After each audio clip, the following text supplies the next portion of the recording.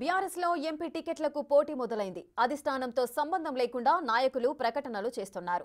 వచ్చే పార్లమెంటు ఎన్నికల్లో తన కుమారుడు అమిత్ రెడ్డి పోటీ చేస్తారని శాసనమండలి చైర్మన్ గుత్తా సుఖేందర్ రెడ్డి అన్నారు.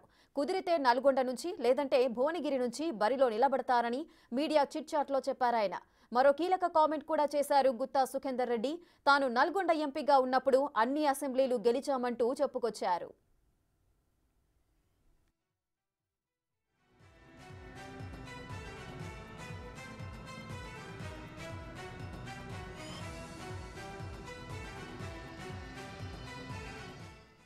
బీఆర్ఎస్ లో ఎంపీ టికెట్లకు పోటీ మొదలైంది.